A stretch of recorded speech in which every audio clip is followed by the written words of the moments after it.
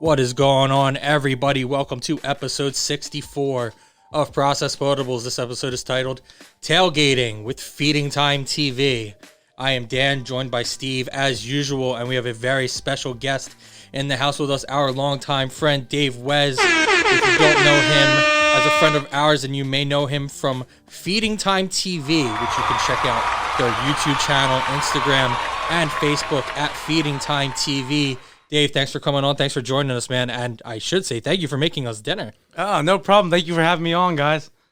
So let's kind of talk before we get into our episode. If you could tell us, about Feeding Time TV, what your mission kind of is, what people can expect when they tune into that. And then specifically, talking about tonight, you made us a fantastic bulgogi cheesesteak. Yeah. Kind of talk to us about the show itself, and then maybe if you want to talk about what we ate tonight, and then maybe we can give you some feedback from our end as well. Yeah, I definitely take it. So basically, me and Kurt kind of came up with the idea of having a cooking show that kind of went to the beat of our own drum. We wanted to do it our way, not so much clean cut. I want to curse. I want to show my real personality, do things how I do them. I have no professional chef training. My mom taught me. Thanks, Mom. And then YouTube videos and then cookbooks. I would rather read a cookbook than a regular book any day. All right, so the last thing we had on here, because, we're a Philly sports podcast, a lot of the food that you're working with, there's going to be a lot of Philadelphia origins. We had bulgogi cheesesteaks tonight, so obviously, the cheesesteak aspect being very Philadelphia-esque, and then mixing in, some other fusion type stuff. Gotta have a conversation about just cheesesteaks in general. It's always a huge talking point. Steve, do you want to start with your take here? Because I actually think I agree with you here, even though I wanted to bust your balls a little bit on it earlier. That I hate when people put green peppers on cheesesteaks. Oh, I was talking about the next part. So yeah, okay, fine. So then let's start with that. That's fine. Oh, okay, yeah.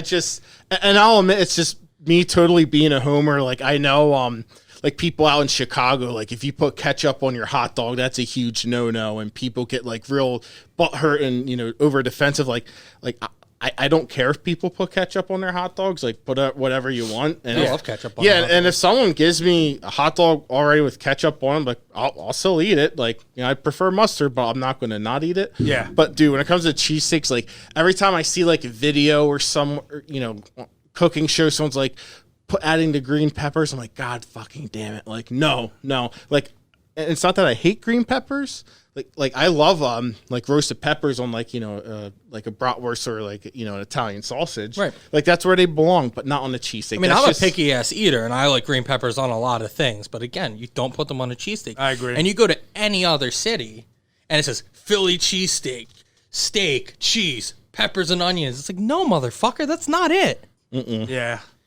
But yeah, I mean, I don't mind them on a lot of things. That's just not how it works.